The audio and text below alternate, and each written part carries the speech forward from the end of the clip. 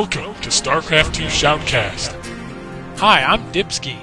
And I'm Rae III.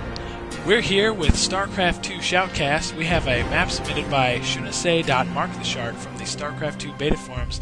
It is a Terran vs. Protoss with FrOsty and Shinosai on Lost Temple. I think you meant to say Terran versus Zerg. Yes, that's right. It is a Terran versus Zerg on Lost Temple. We're going to load this map up for you. Zerg and Toss are pretty much the same thing anyways. Yeah, Zerg and Toss, like, pretty much the same race. So we're going to get this loaded up here. It is on Lost Temple. This is versus between two platinum-ranked people. So yes, I believe so. Pretty good game here. Yeah, this should be an excellent match to spectate here in Shoutcast. It is platinum-ranked people. So here we are in the game. We have Shinosai, the red Terran. He is down here at the bottom of the map. We pull up some income here, and then all the way up here, which is actually not that far, it's just a little bit of a chasm here, we do have the blue Zerg, which is played by FrOsty. And he is, of course, sending out his Overlord immediately to try and scout out the other player. It does look like he's going to get a bit lucky this time. This is a 4-player map. If you played the classic game, you'll remember this is Lost Temple. But he is going to find Terran on his first try here, right across from him. The Terran guy could have spawned all the way over here in this area, or he could have spawned up in this area, but he is down here in this bottom area. But by sending his Overlord over there, he, while it does give an advantage to the Zerg, they can get a scout out right away with their Overlord. He does run a bit of a risk. If he doesn't get his Overlord out of there in time, the Terran player could get a Marine up and he could shoot down that Overlord, which would lose the Zerg player valuable supply this early on in the game. Yes, that would definitely be a bad move for him. It looks like he is going to fly over here. He's going to discover where he is. We do have the Terran player here. Shinosai is throwing up his first supply depot. He wants to keep resourcing as fast as possible and keep producing those SCVs. Go up here and check on FrOsty.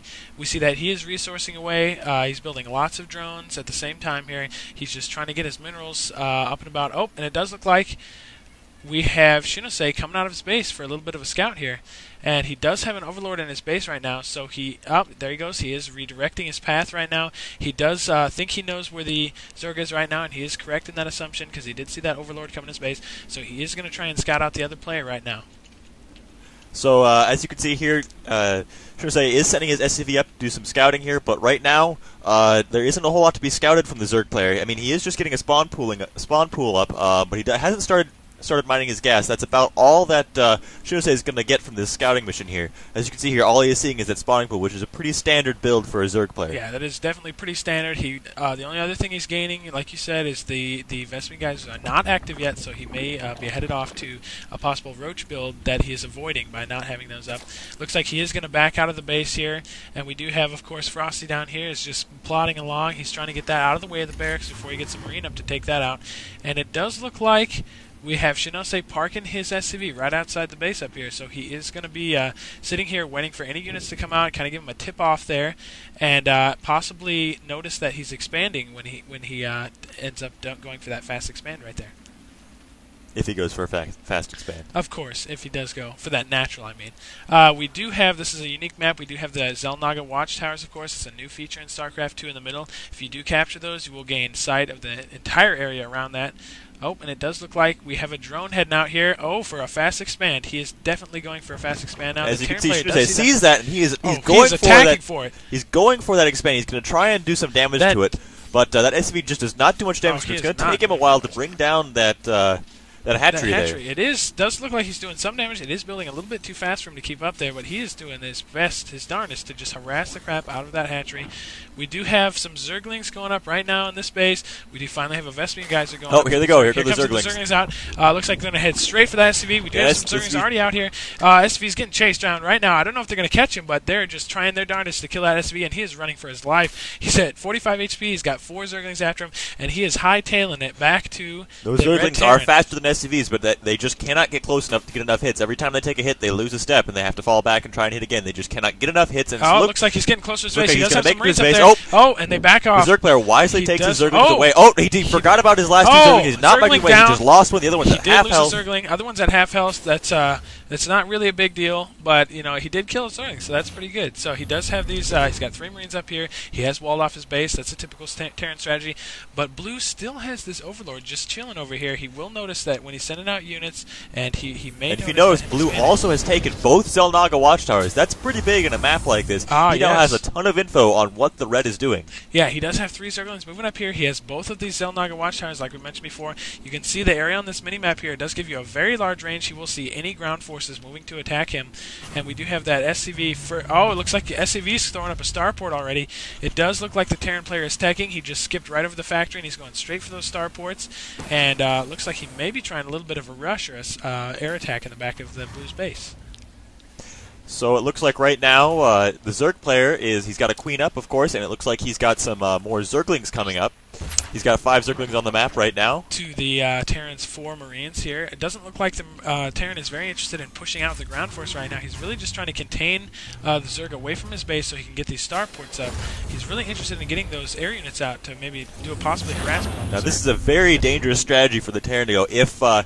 If the Zerg were to Zergling rush or Roach rush, he would have absolutely no way to defend against that, and he would be completely caught off guard. But if he manages to get this tech really fast, he could do quite a bit of harassment, and that could win him the game. And as you can see right here, he just moved his starport right into that tech lab. This is a new thing in StarCraft II. Since all the additions for the Terran buildings are the same, a tech lab or a reactor, you can actually change additions not only between the buildings of the same type, but between buildings of different types. Yes, so now he's going to be able to go straight for those Banshees. There he goes, straight for those Banshees. He is he's building 2 Banshees right now. He's got the rally point set over here in the base, so as soon as they come out, they're going to head over there. But Blue...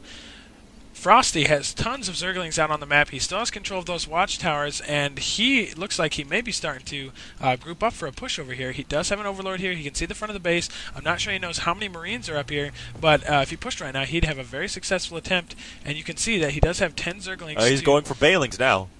Oh, he is morphing in these Banelings in the middle.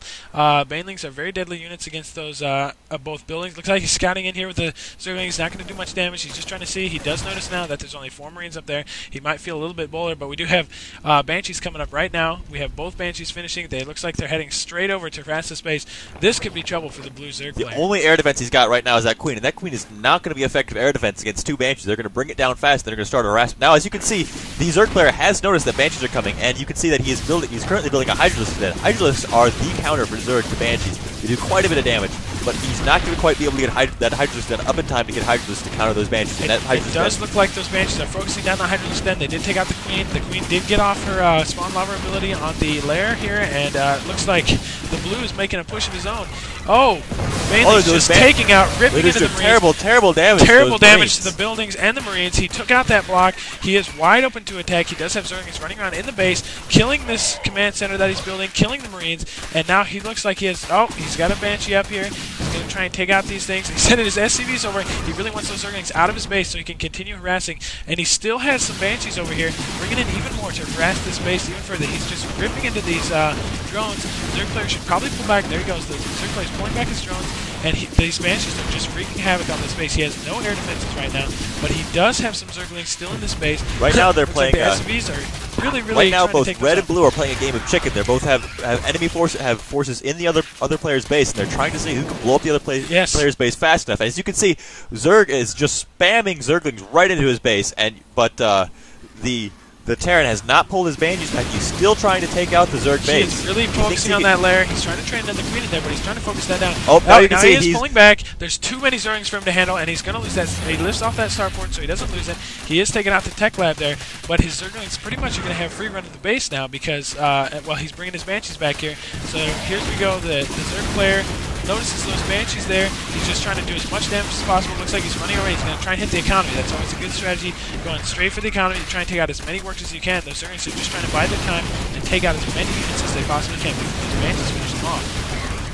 We do notice we have some Hydralisks up here for the FrOsty here. He does have 3 Hydras up and a Queen. He's using that Spawn Lava on here, but this lair took quite a beating, and it looks like he had to retreat all of his forces up here because, and the reason he has those Hydralisks here is he did sneak in this second Hydralisk den after that first one was done. He knew he needed to get those up because those Banshees are coming back. Looks like they took out all of those units he had defending there, and this is looking very bad for the Zerg player right now. It looks like his lair may be in vulnerability. Yep, the Terran player is focusing down that lair, and you can see that that lair is just going to take a beating there, and it's done. And this expansion is pretty much finished right now. He's going to have to try and set up a base of operations in this expansion to have any hope of countering this Banshee threat. Those Banshees are extremely effective against the Zerg player because he doesn't have a whole lot of anti-air. He is desperately trying to get Hydralisks, but he does not have enough Hydralisks fast enough to be able to take out the Banshees. And we can see the Terran player is going for an expand down here. It looks like he had to fly that past the Overlord. I don't know if the Zerg player noticed, but he is going to land that and start an expansion there. Meanwhile, we do have tons of Banshees up here just destroying this expansion. It's almost completely dead, but we do have the Zerg regrouping down here. He's got a Hydralisk up. He's trying to get some more Hydras up. He does have his he's throwing up an evolution chamber so he can get, probably he's tech into some spore crawlers, so he can get those up. Those are really good anti-air, and they can detect any cloaks that the Banshees might throw up. Looks like for now the Terran player is retreating back to his base. He has more Banshees on the way in those starports, and he is doing fine. Looks like he's recovered pretty much from that. We can take a look at the income here. And we see that Blue is actually doing okay on minerals right now and okay on gas. He's really not taking that bit of hit compared to the Terran down here. So he's still resourcing at a pretty decent rate. The Terran maybe has just a little bit of an advantage here.